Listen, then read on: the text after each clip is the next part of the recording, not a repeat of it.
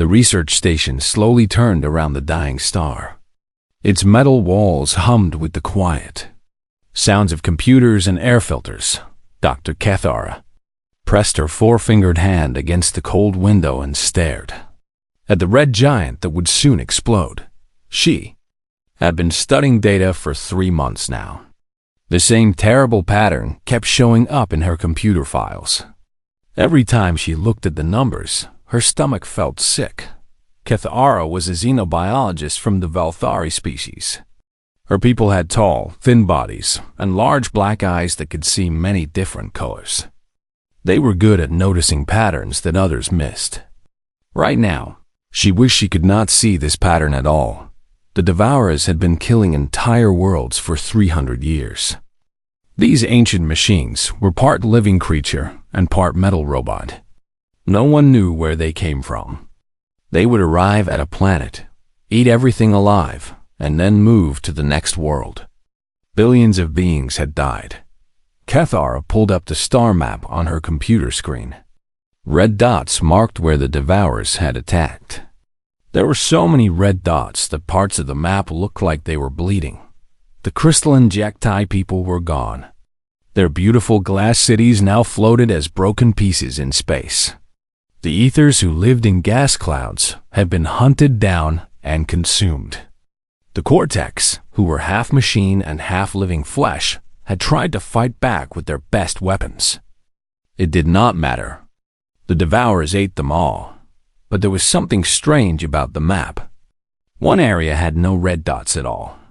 The space controlled by humans was completely clean dot at first. Cathara thought this was a mistake in her computer. Humans were new members of the Galactic Coalition. They had only joined 50 years ago. Most species thought humans were not very special. Their technology was okay, but not amazing. They could fight, but were not the strongest warriors. They seemed like a normal species that would be easy targets for the Devourers. Yet the Devourers had never attacked a single human world. Cathara pulled up more detailed records. She found 47 different times when Devourer fleets had changed direction to avoid human space. Sometimes they would be heading straight toward a human colony, then suddenly turn away. Other times they would take long routes around human territory. Even when going straight through would be faster dot. This was not normal. The Devourers had never shown this behavior with any other species. They did not avoid anyone. They did not fear anyone. They just ate everything in their path, except humans. Cathara saved all her data files and sent a message to the Coalition Science Council. She requested an emergency meeting. The data was too important to ignore. 3 days later, Cathara stood in the great meeting hall on Nexus Prime, the Coalition capital world. Representatives from 23 different species sat in a large circle. Some had scales, others had fur, and a few were just floating clouds of gas inside protective suits. Fellow scientists, Cathara began, her voice echoing in the hall. I have discovered something that cannot be explained. She showed them the star maps and the attack records.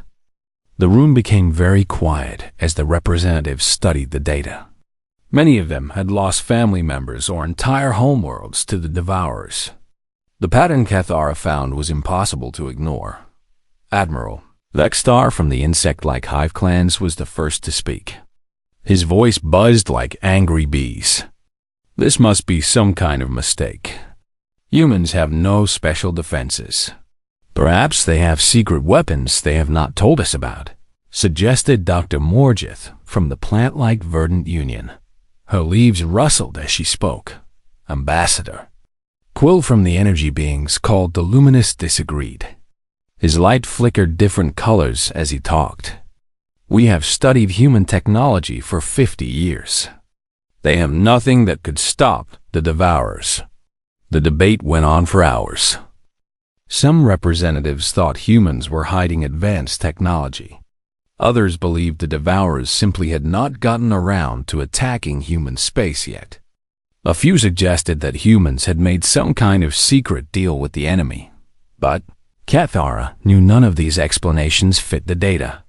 The pattern was too clear and had gone on too long.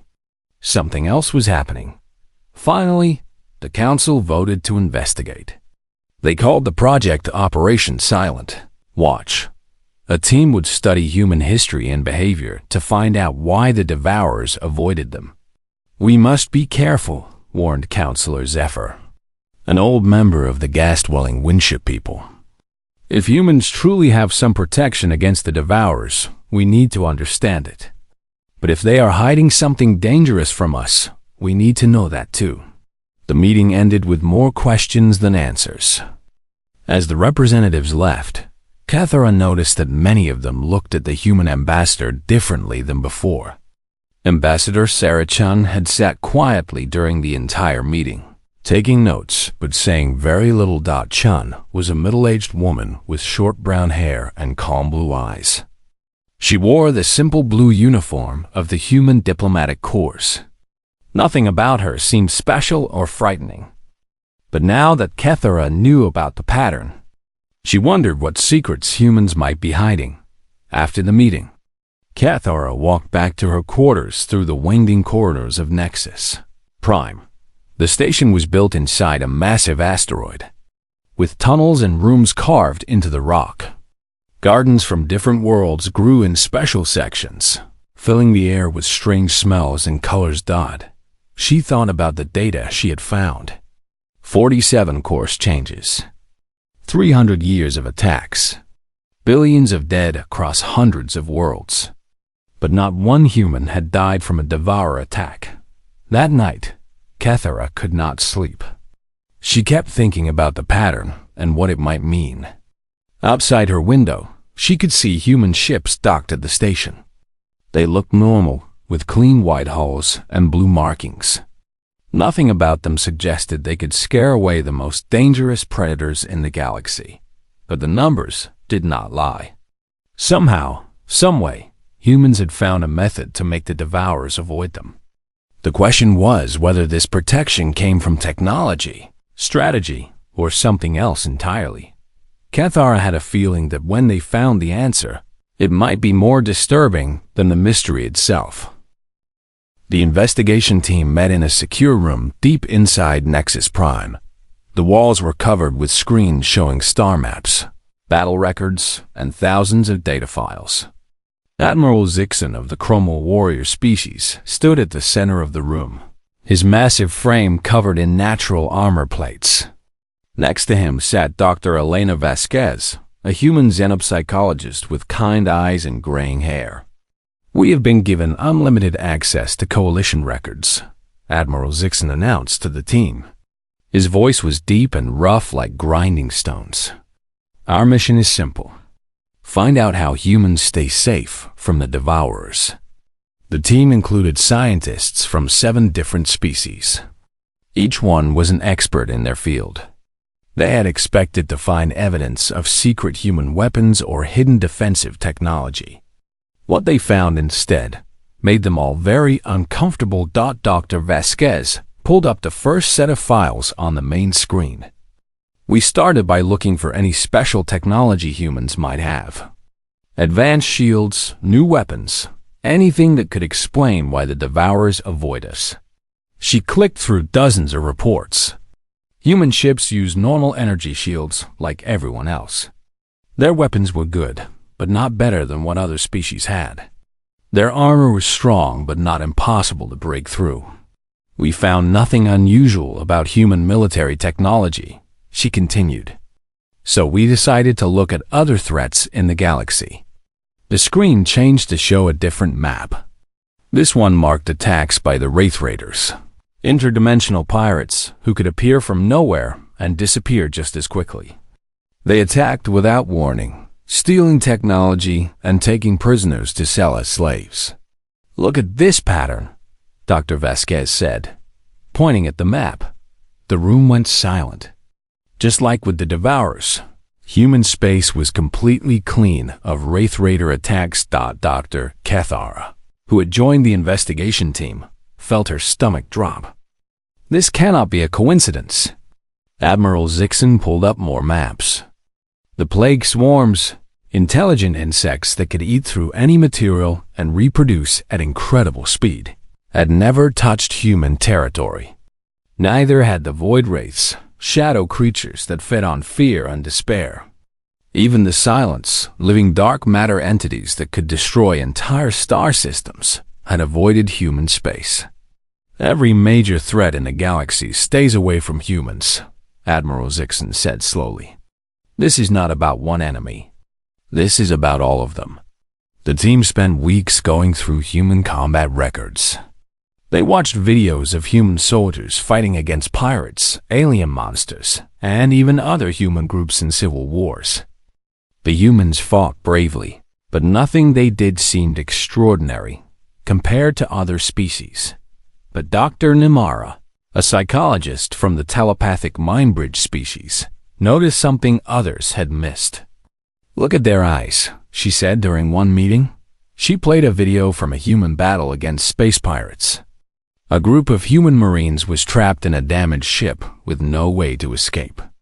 Instead of surrendering, they kept fighting even when their situation was hopeless. Watch the human commander's face when she realizes they are going to die. Dr. Nimara said the team watched as the human woman understood that her squad would not survive. But instead of fear or sadness, something else appeared in her eyes. It was a cold, calculating look that made even Admiral Zixon uncomfortable.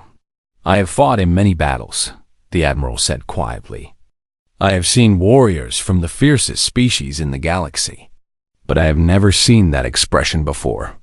The human commander in the video calmly gave orders to her troops. They began setting explosives throughout their ship.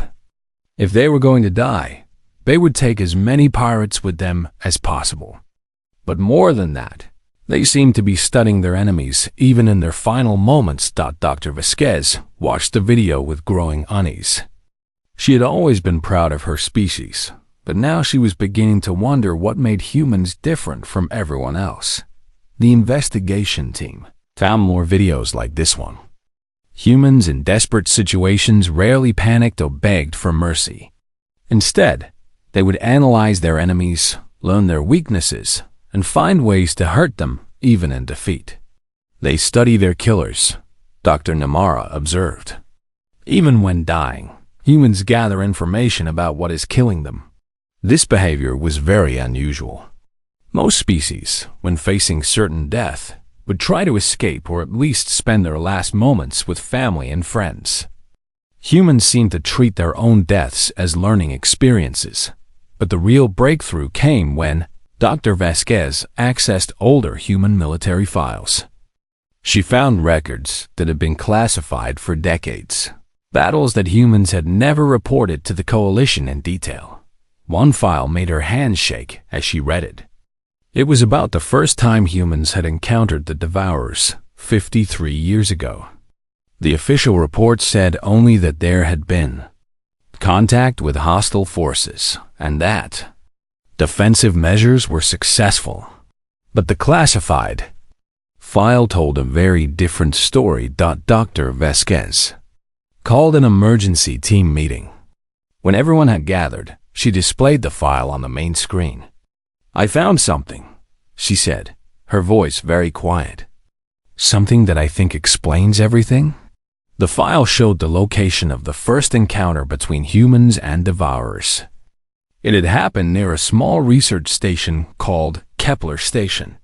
The humans had only one ship in the area, a medium-sized cruiser called the U.E.'s Defiance. According to this report, the human captain did not try to run away when they saw the Devourer ship, Dr. Vasquez explained. She did not call for help. She did something else. The team read the report in growing amazement. Captain Sarah Chun had ordered her ship to ram the Devourer vessel at full speed. But before the collision, she had done something that no other species had ever attempted. She had sent a message to the Devourers on all radio frequencies, in every language she knew. The message was simple and terrifying. You want to know what humans taste like? Come find out.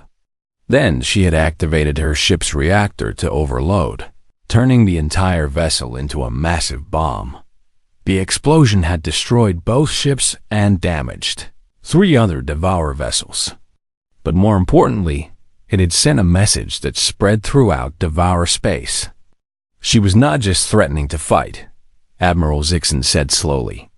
She was threatening to poison them. Dr. Vasquez nodded. Captain Chun somehow knew that Devourers consumed the biological and technological characteristics of their victims. She was not offering to fight them. She was offering to contaminate them with something uniquely human. The room fell silent as the implications sank in. The team realized they were not looking at a defensive action. They were looking at psychological warfare on a level none of them had imagined. After that battle, the Devourers had changed their behavior completely. They began avoiding human space, taking longer routes around human territory, and refusing to engage human ships, even when they had overwhelming advantages. Dr. Vasquez looked at her fellow team members. For the first time since the investigation began, she was truly afraid of her own species. "We need to find out what Captain Chun knew," she said. "And we need to find out what humans have been doing for the past 50 years. Dr. Vasquez spent 3 days searching through the deepest archives of Coalition records. She used her human security clearance to access files that had been locked away for decades. What she found in those files made her question everything she thought she knew about her own species.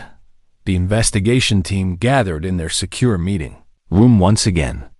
This time, Dr. Vasquez had prepared a full video presentation. Her hands trembled slightly as she activated the main screen. "I found the complete recording of the Battle of Kepler Station," she announced. This footage was classified by both human and coalition authorities. After you see it, you will understand why. The screen showed the black emptiness of space near a small human research station. The timestamp indicated this recording was from 53 years ago. A single human ship, the U.S. Defiance, moved slowly through the asteroid field around the station. Then something appeared that made everyone in the room go silent. A Devourer ship materialized from hyperspace. It was massive, at least 5 times the size of the human vessel. Its hull was a disturbing mixture of metal and living flesh, covered in what looked like teeth and eyes. Standard protocol would be to run away and call for help, Admiral Zixon observed. The human ship had no chance in a direct fight.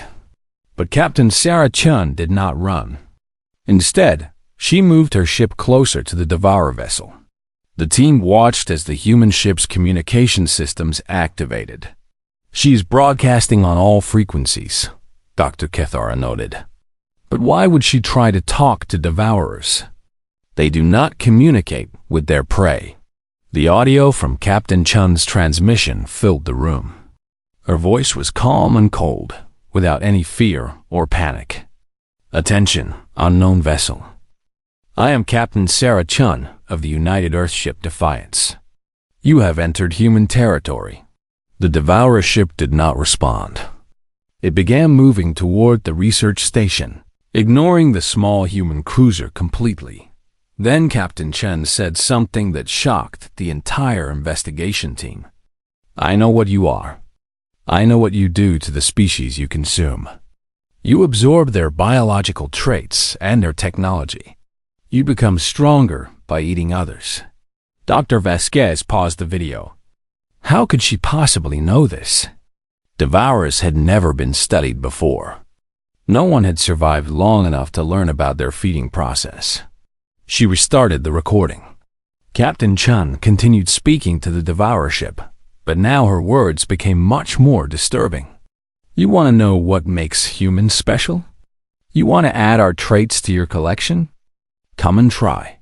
The human ship suddenly changed course and accelerated directly toward the Devourer vessel. But this was not a simple ramming attack. The team could see that Captain Chun was doing something very specific with her ship's systems. "She is overloading the reactor," Admiral Zixon realized. "But she is also doing something else." The video showed Captain Chun activating systems throughout her ship. Emergency pods launched in all directions, but they were not carrying people.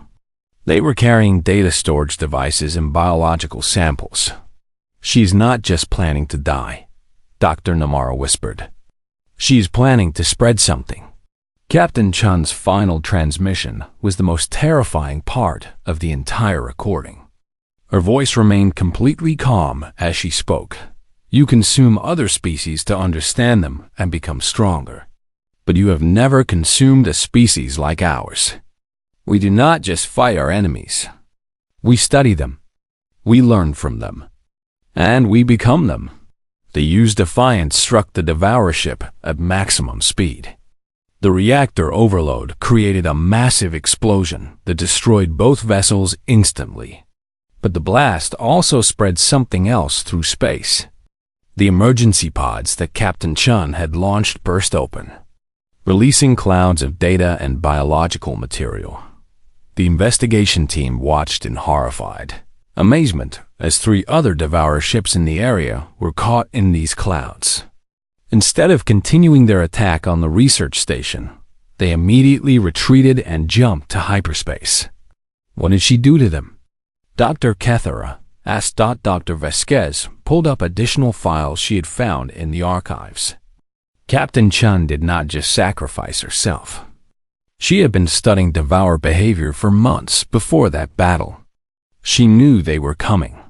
The files showed that Captain Chun had been conducting secret research at Kepler Station. She had somehow obtained samples of Devourer technology from previous attacks in other sectors. Her team had been analyzing these samples and developing something they called cognitive viruses. Cognitive viruses? Admiral Zixon asked. Dr. Vasquez read from the files. Information patterns designed to disrupt enemy thought processes. Captain Chun discovered that Devourers share a collective consciousness when they consume other species.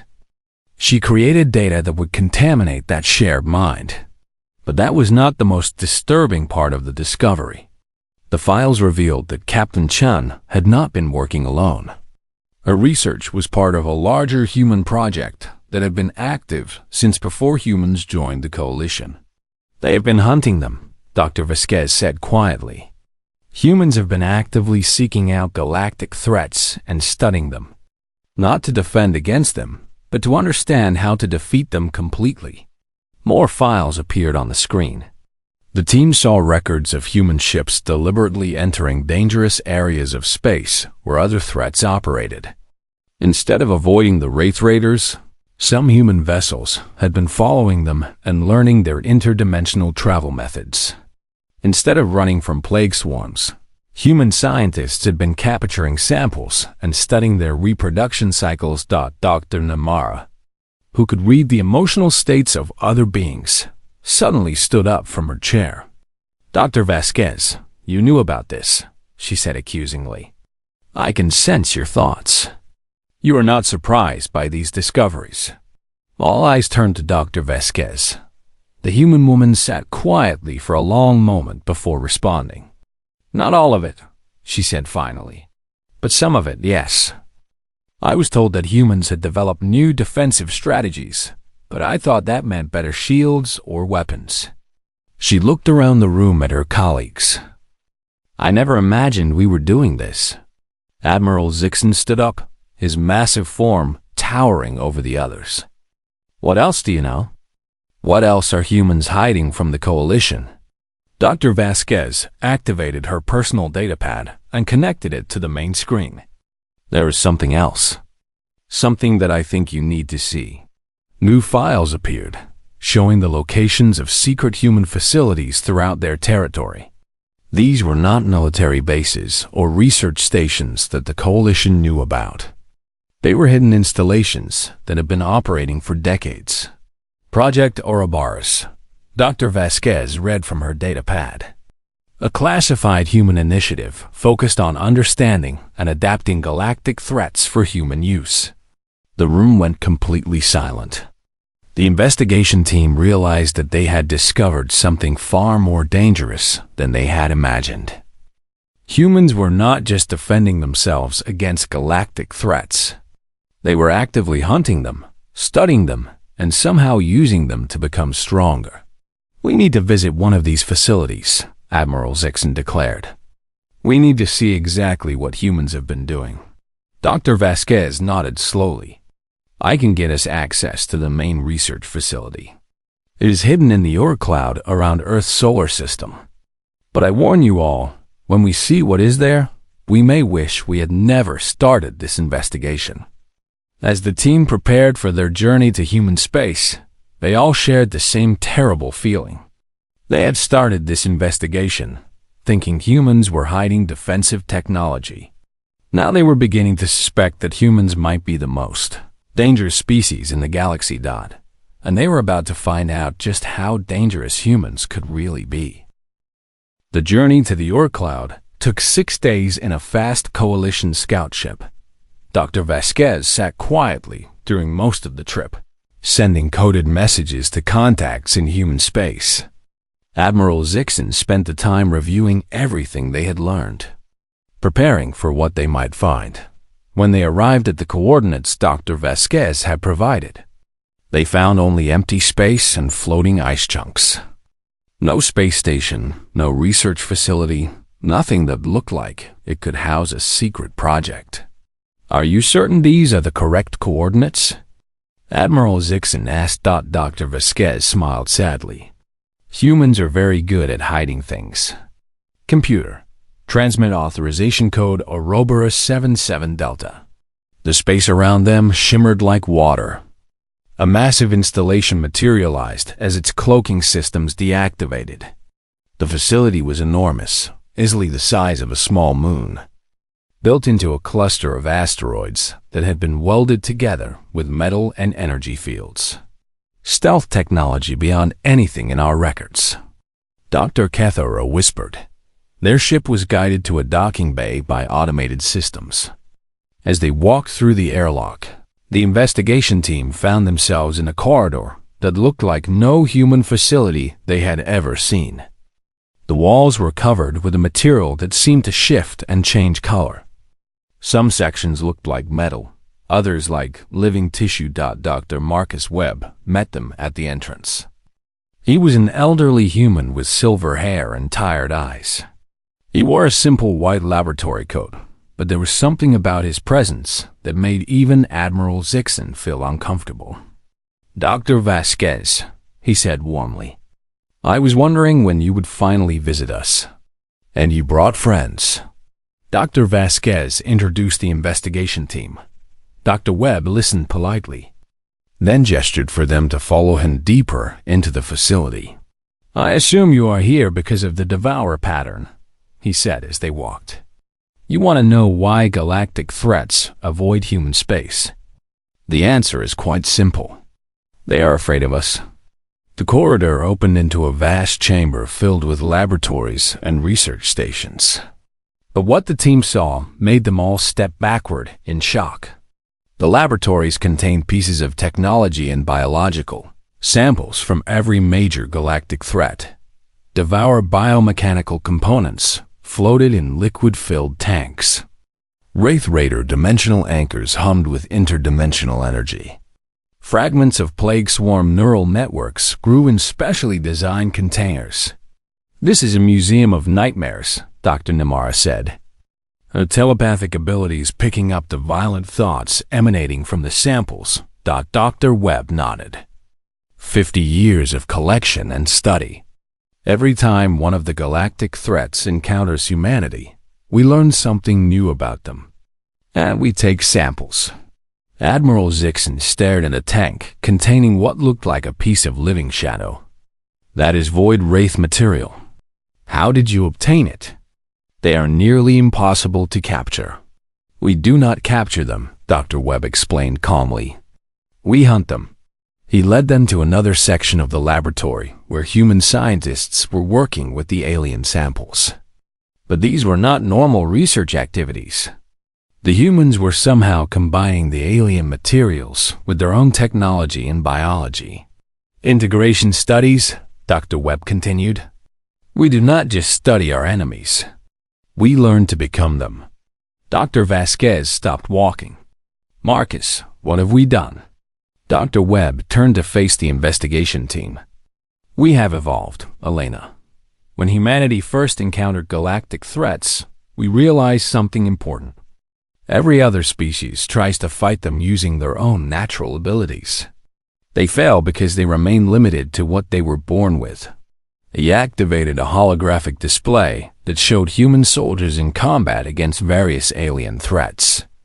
But these soldiers looked different from normal humans. Some had skin that shifted like wraith raiders.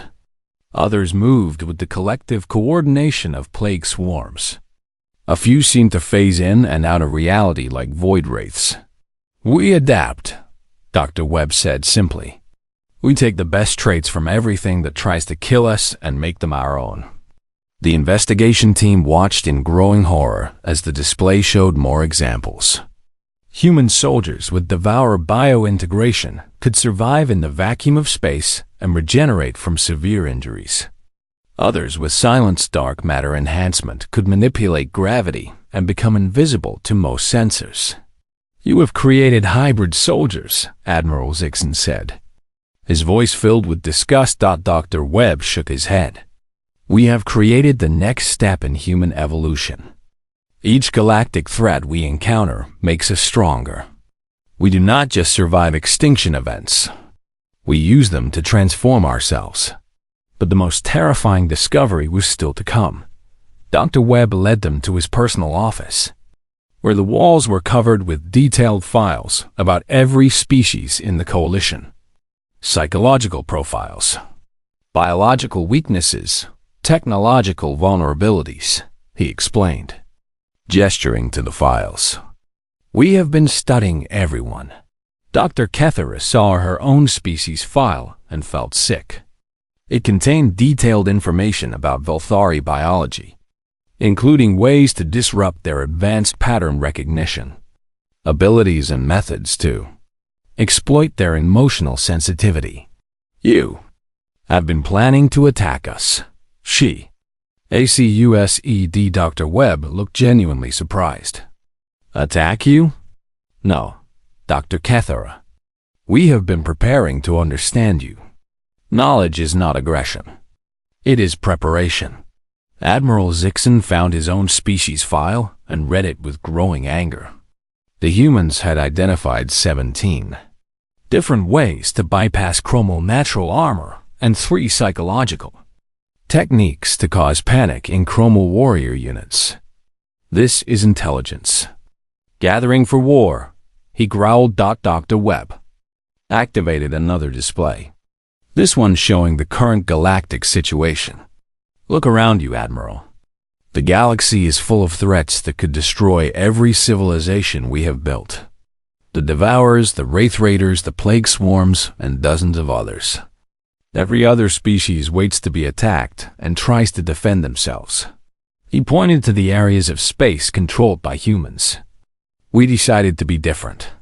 Instead of waiting for threats to find us, we find them first. We study them, we understand them, and we prepare for them. Dr. Vasquez stared at the hybrid soldier data with tears in her eyes. We have become monsters. Dr. Webb's expression became gentle but firm. We have become survivors, Elena. Every species in this galaxy will eventually face a choice. They can evolve or they can die. We chose evolution. He walked over to a large window that looked out into space. Do you want to know the real reason galactic threats avoid us? It is not because we are stronger than them. It is because they recognize what we are. The investigation team waited for him to continue. We are predators, but not in the way you think. We do not hunt for food or territory. We hunt for evolution. Every dangerous thing in this galaxy becomes part of us eventually. The threats avoid us because they know that attacking humanity means making humanity stronger. Dr. Webb turned back to face them. You came here looking for defensive technology. But what makes humans safe is not our ability to resist threats. It is our ability to become those threats. The revelation hit the investigation team like a physical blow. They had discovered that humanity was not hiding defensive weapons or secret alliances. They were hiding the fact that they had become something beyond what any other species could imagine. The question now, Dr. Webb said quietly, is what you will do with this knowledge. Will you try to stop us? Will you exile us from the coalition? Or will you accept that in a galaxy full of things that want to destroy all life, having one species capable of fighting fire with fire might be the only thing that saves everyone? As the investigation team prepared to leave the facility, they carried with them the terrible knowledge of what humanity had become. They now understood why humans were never targeted by galactic threats. The threats recognized them as something far more dangerous than prey or even predators. They recognized humans as evolution incarnate, a species that could take the worst nightmares of the galaxy and make them into tools of survival. And that recognition terrified every dangerous thing in the galaxy enough to make them turn away and find easier prey elsewhere. The emergency session of the Coalition Council was the largest gathering in galactic history. Representatives from 47 different species filled the great assembly hall on Nexus Prime. The investigation team's report had been distributed to every member world, and the reaction was exactly what Dr. Vasquez had feared. Panic. Ambassador Quill of the Luminous flickered angry red colors as he spoke. Humanity has been lying to us for 50 years. They are not members of this coalition. They are predators studying us for future consumption. Admiral Vextar from the Hive clans buzzed his agreement.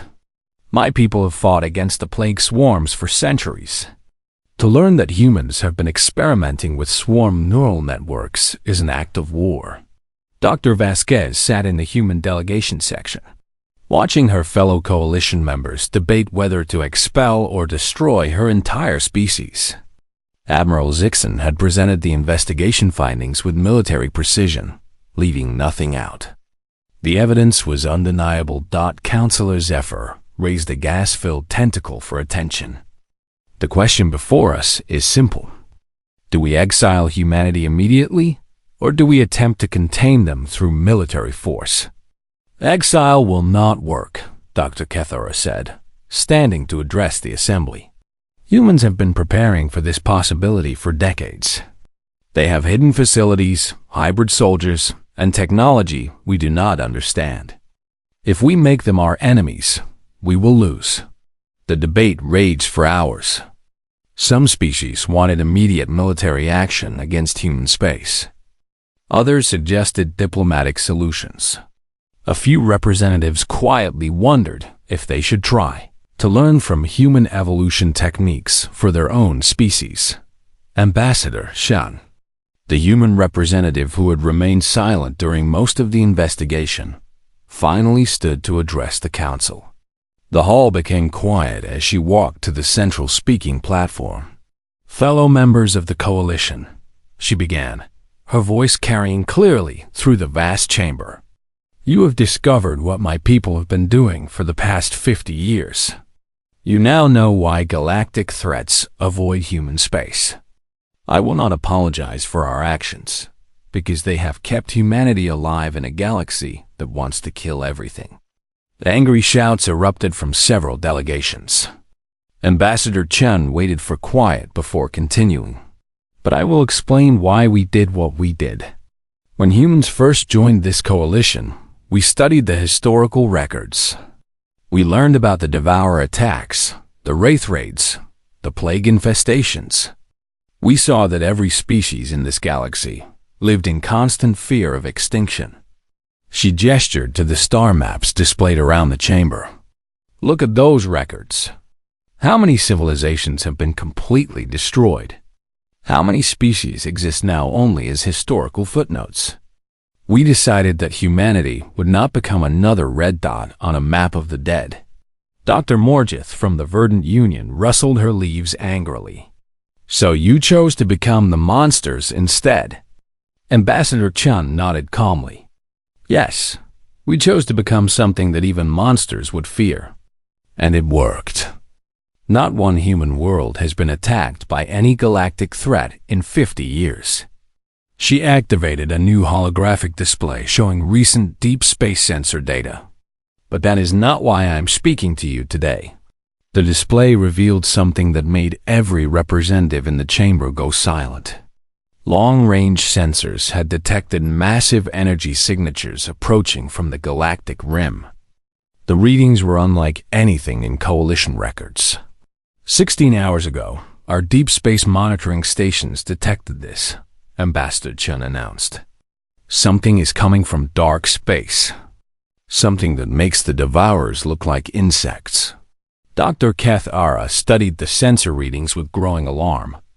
The energy signatures were enormous, suggesting ships or entities of incredible size and power. But more disturbing was their trajectory. They were heading directly toward the galactic core, where most Coalition worlds were located. What are they? Admiral Vexstar buzzed nervously. Ambassador Chen manipulated the display to show more detailed analysis. We do not know. But we do know that the Devourers are running from them. Every Devourer fleet in that sector has abandoned their feeding grounds and fled toward the galactic center. The implication hit the chamber like a physical blow. If something could scare the Devourers into retreat, it represented a threat beyond anything the Coalition had ever faced. How long until they arrive? Counselor Zephyr asked. 6 months, Ambassador Chen replied. Maybe less if they can travel faster than our sensors indicate. The assembly erupted in panicked discussions. Representatives shouted questions and accusations at each other. Some demanded immediate evacuation of their home worlds. Others called for desperate alliance negotiations with anyone who might help. Ambassador Chen waited for the chaos to die down, then continued speaking. The Coalition has a choice to make. You can continue this debate about human activities, while those entities destroy every world in the galaxy. Or you can accept that we might be your only chance of survival. She looked directly at each species delegation as she spoke. Humanity has spent 50 years studying and adapting to galactic threats. We have hybrid soldiers with capabilities beyond normal human limits. We have technology integrated from dozens of different threat species. We have learned to fight monsters by becoming monsters ourselves. Dr. Vasquez stood up in the human section. What are you proposing, Ambassador? Ambassador Chen activated another display showing the hidden human facilities and research projects. Project Orobarys was designed to adapt human capabilities to match any threat we might face. We have been preparing for this day for decades. The display showed human hybrid soldiers training with Devourer biointegration, Wraith phasing abilities, and Plague Swarm coordination protocols. But now it also showed new developments. Humans with dark matter manipulation abilities derived from captured silence technology. Others with interdimensional travel capabilities stolen from Wraith Raider research. We are offering the Coalition a choice, Ambassador Chen said. Work with us to defend this galaxy using methods that other species might find disturbing, or face extinction when those entities arrive. Admiral Zixon stood up slowly. What exactly are you asking us to do? Ambassador Chen's expression became very serious. Allow human research teams to study Coalition species and technology. Share your biological and technological capabilities with us so we can develop appropriate countermeasures against this new threat. Accept that some of your people may need to undergo enhancement procedures to survive what is coming. The chamber erupted again. The idea of voluntary integration with human evolution projects was terrifying to most species. But the alternative was facing an unknown threat that could destroy every civilization in the galaxy. Dr. Kethara found herself thinking about the pattern that had started this entire investigation. For 300 years, the galaxy had lived in fear of various threats. Only humanity had found a way to make those threats afraid instead. How do we know you will not simply consume us like you consume the other threats? She asked. Ambassador Chun smiled sadly. Because we need you to remain yourselves. Our strength comes from adaptation and integration, not replacement. If we destroyed the coalition species, we would lose access to your unique capabilities and perspectives. She gestured to the approaching energy signatures on the display. And because right now, we are all facing something that could end everyone, including humans. The debate continued for days. Some species voted to leave the coalition immediately and seek shelter in distant galaxies. Others chose to stay and work with humanity's evolution projects. A few decided to remain neutral and see what developed. But as reports came in from deep space sensors, it became clear that running away would not work. The approaching entities were spreading across multiple sectors, moving faster than any known propulsion system could travel. In the end, the vote was close but decisive. The coalition would work with humanity to defend the galaxy, accepting that this cooperation might change them all into something unrecognizable. As the assembly ended, Dr. Vasquez walked through the corridors of Nexus Prime with Dr. Cathara. The Velthari scientist had volunteered to be part of the first integration study group. Are we doing the right thing? Dr. Vasquez asked. Dr. Cathara looked out at the stars through a large window. I do not know, but I have studied the data patterns all my life. Right now, the pattern says that working with humanity gives us a chance of survival. Rejecting them guarantees extinction. 6 months later, when the entities from dark space finally arrived at coalition worlds, they found something they had not expected. Instead of the scattered, defenseless civilizations they had consumed in other galaxies, they encountered unified worlds defended by beings that had learned to adapt and evolve in response to any threat. The entities discovered what the Devourers had learned 50 years earlier. Some species were not meant to be prey. Some species were not meant to be prey. Some species fought back by becoming the thing their enemies feared most. And in a galaxy full of predators and prey, there was now something new. A coalition of species that had chosen evolution over extinction, guided by the one species that had already learned how to make monsters run away in terror. The galaxy would never be the same. But it would survive.